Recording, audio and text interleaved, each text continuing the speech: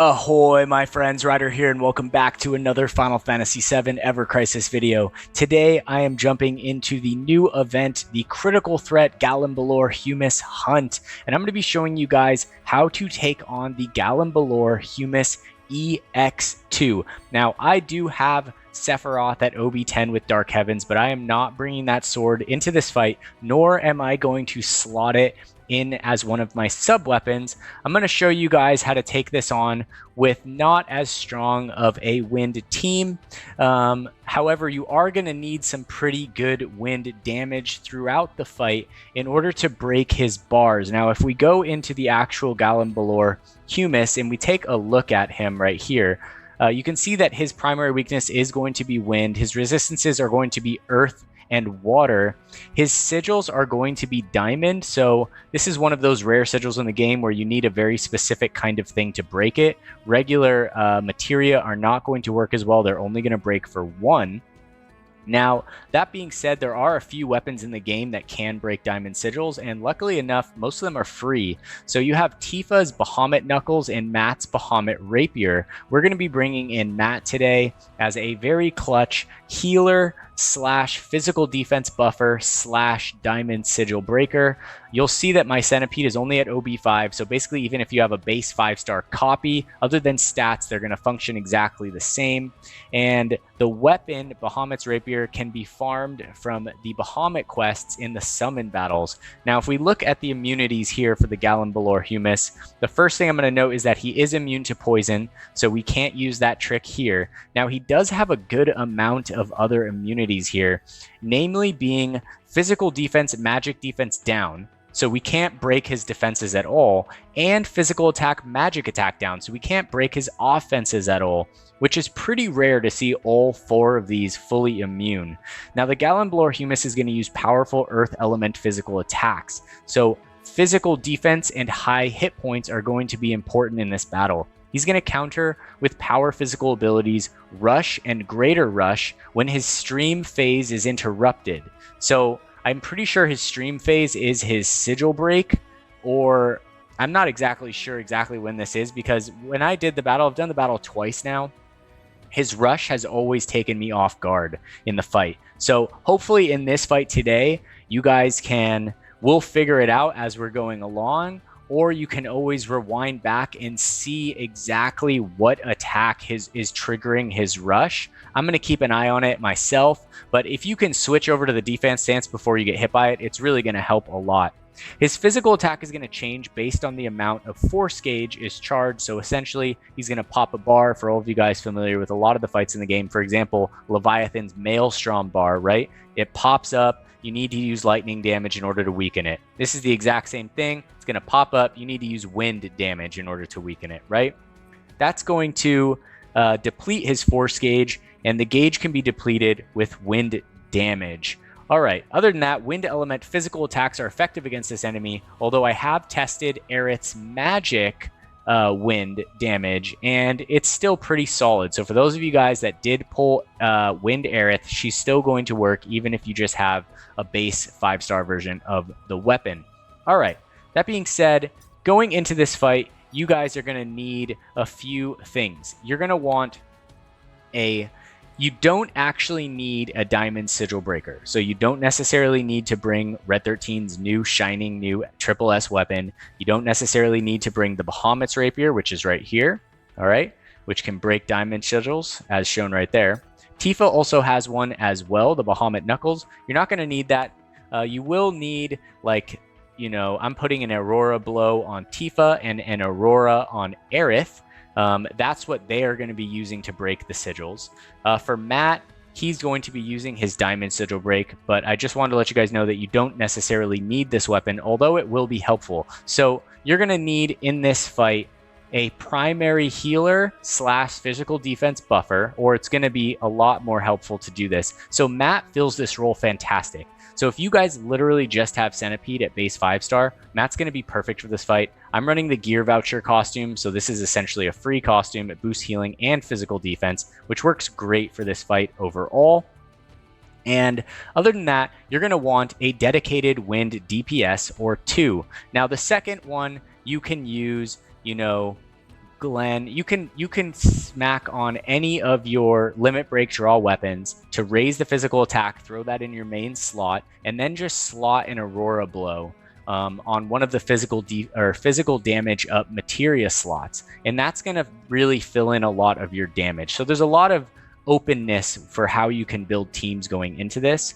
So for my team, I'm going to be running a healer / buffer and then 2 DPS on the side. Now, let's go into the actual team builds themselves. As you can see, I have a power of 244,000 under the recommended of 250,000. I'm going to be running Tifa. It looks like I had her on her healing costume, so I could technically switch her to a different one. All right, so let's see. I'm not going to switch to the Amarant one just because I don't think as many people have that. So I'm going to use her free costume right here. All right. So that'll be Tifa's right there. That boosts attack and physical defense. I'm going to be running her on Water Blow right here. Or is this Water Blow? Yeah, Dolphin Blow, which is going to do ×2 damage when the enemy is debuffed. Now, it's going to be very helpful in this fight if you guys have a Wind Imperil weapon. So, for example, Aerith's Floral Wand, which I highly recommend wishlisting, or Red 13's new Imperil weapon that just came out, although I highly recommend you wishlist that instead of pull for it. I'm pretty sure these are the only Wind Imperil weapons in the game. Correct me if I'm wrong, but the boss during the fight is going to raise his wind resistance. And so the only way to lower that is to actually use an Imperil. Now, since we do not have a Wind Breach materia in the game at the time, it's going to be very, very helpful to have something like that in this fight. Now, to go back over to Tifa, I do have the Guide Gloves slotted in the main slot just because it gives better R abilities here. So we have physical attack, physical ability, potency there, but I'm never actually going to cast these gloves at all. What I'm going to be using for primary damage is a level 80 OB1 motor drive right here. So you can see the R abilities aren't quite as good. So I put it in the second slot here. So whatever you can put in for Tifa, if you have a higher motor drive, slot the motor drive. If you have the Guide Gloves that are, OB3, OB4 or higher, slot those in the first slot. Otherwise, kind of swap them based on which ones has the higher OB level. And then if you don't have the Guide Gloves, you can just put on anything else. Honestly, you could even put on the Bahamut Knuckles to really break the sigils fast.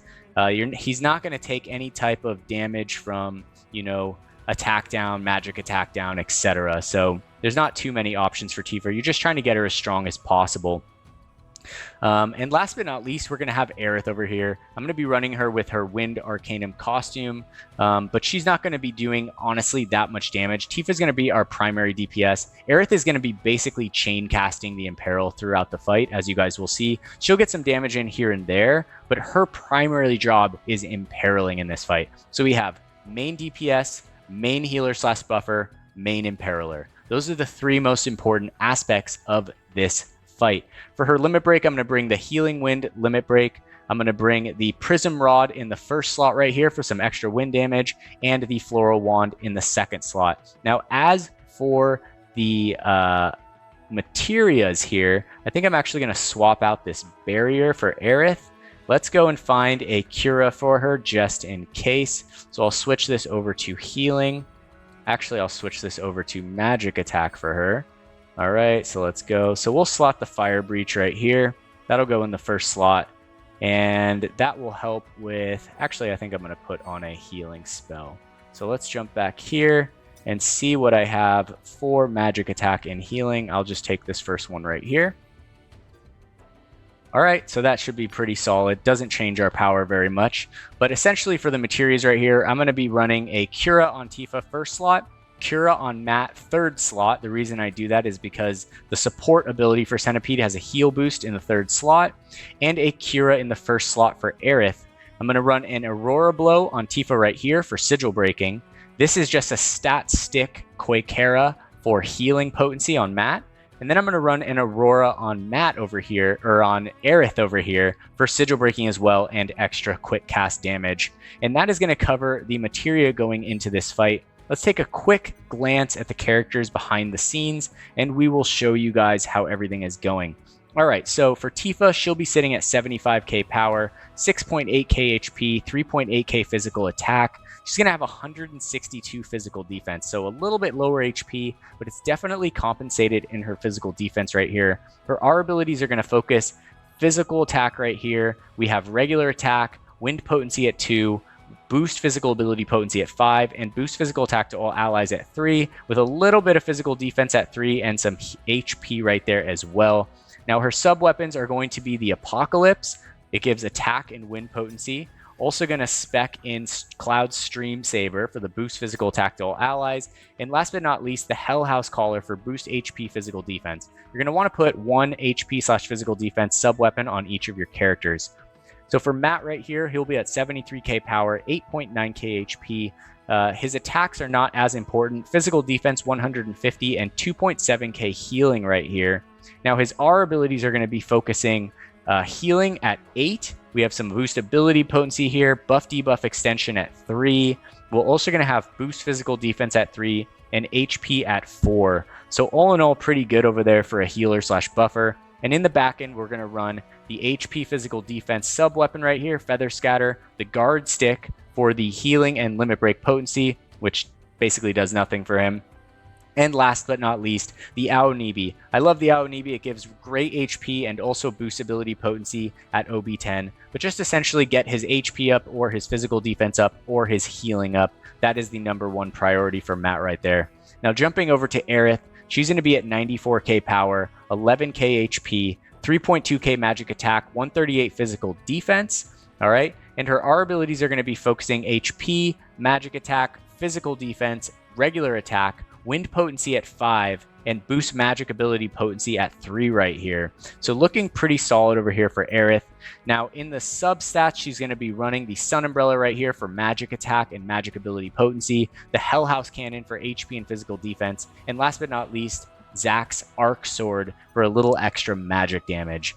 All right, that being said, guys, let's get into the fight and let's take down the Gallonbaloir Humus.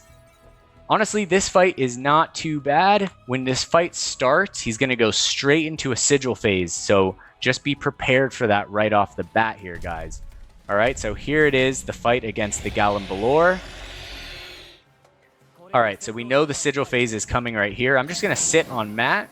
We're going to cast Ruin Resurge. Boom, jump over to Aerith, Aurora. Boom, there we go. We're back at it, and one more Aurora, and we are set right here. Immediately following that, we're just going to start imperiling him. I need to cast this twice in order to get it to mid tier. Mine won't go past mid since my Floral Wand is only OB2. But then after that, we're just going to be focusing damage on everybody. So there comes the rush right there. Like I said, it comes out of nowhere. So rewind a little bit and try to figure out where it's coming from. All right, there we go. I guess it's after the interruption of the sigil break phase. We'll test it on the next one. All right, so here we go. He's casting Rush. We're going to break this wind gauge right here. All right, I'm going to cast a heal with Matt. Boom, there we go. I'm going to re-up the Imperil. We're going to Sonic Spiral again right here. All right, I'm going to do one. Actually, I'll cast the Imperil right here. And we are going to block this right. There we go. All right, so as you can see, Matt's weapon is really good in this fight. AoE healing and physical defense up. Matt is insane. Okay, so just going to roll back into the damage. Try not to attack unless you have the Imperils up, guys. It's important to, you know, save your ATB for when you can do more damage. All right, so I saved ATB on Tifa, and now I'm casting with everyone. All right, so I'm just going to go back into Sonic Spiral right here. Here we go. All right, I'm going to re-up the Imperil. And Matt is going to cast Recovery Circle here to heal Tifa right before this meteor goes off. All right, there we go. I'll get another Sonic Spiral off. And we're going to block this first hit right here. All right, here we go. Here comes the first Meteorite Cluster. All right, we're going to tank the damage, very well with Tifa. Now at this point, he's going into his next sigil break phase. So I'm just going to do the exact same thing we did in the first one. And we're just going to do Aurora's, Aurora Blows, and Matt is going to be focusing Ruin Resurge. I'm pretty sure his rush is going to come after the interruption phase wears off here. All right, so let's keep going with this. Here we go. All right, so as you can see, this is easily breakable without a Diamond Sigil weapon, guys. All right, so we're going to get one more off here with Matt. We're getting through halfway right here. And there you guys have it. I'm going to switch over, heal everyone back to full. And we're going to start re-imperiling him right here. He's going to wear off the interruption here in a second. And we are going to block the... what's it called right here? We're going to block his rush. I'm guessing his rush is coming right now. So I'm going to pop Gigantic Shield. All right. And I'm just going to switch over to the defense stance right here for when this wears off. And let's see if the rush comes. Boom. So there it is, guys. It will come right after the interruption phase of his sigil wears off. All right. So his Imperil is high right here. Okay. Just make sure that you're switching to damage when that's done. And as you can see, we're basically getting him down. You can use your limit break cancel techniques right here, like right now. All right. So I'm going to interrupt his attack right here. I think I got it off. We'll see. Tifa's damage does more with the Dolphin Blow as long as there's a debuff on him. All right, so there we go. Now he's going for the Imperil again. Tifa's going to do some damage. And the goal is just to kill the Gallonbaloir before this meteorite. If we don't necessarily get it off, it's not the end of the world. We can just tank it and just proceed with the battle the same way that we were doing before, guys. But it does look like we are going to get it off right here, and we are going to take down the Gallonbaloir Humus. So essentially that is the fight. Not too bad considering this has a power level of 250,000. So sometimes I feel like these power caps that they're asking for make no sense. There's no way that this fight is as hard as Bahamut EX2, right? And sometimes there's like 180,000 power caps that feel really hard for some reason. So other than that, as always, I'm happy to help you guys. If you guys have questions about builds, don't be shy, drop a comment. I will help you out the best I can. If I can't help you so much in the comments, if it's a more complicated question, I do recommend coming to join our Discord. It is called the Curseborn Discord. We have an amazing community of players, guys. Super cool people that are up for running you in co-ops, getting your first clears, you know, honestly, some of the best people I've met in any gaming environment. I mean, I got really lucky with a really fun guild in War of the Visions and an amazing community in Ever Crisis right here. So we would love to have you. There's a link to join in the description of all my videos. The Discord is called the Curseborn. That being said, if you guys enjoyed this video today, if it was helpful and you are getting that clear, don't forget to drop a like. Don't forget to sub to the channel for future Final Fantasy VII Ever Crisis content. Hope you all have a wonderful night. Take care. And peace.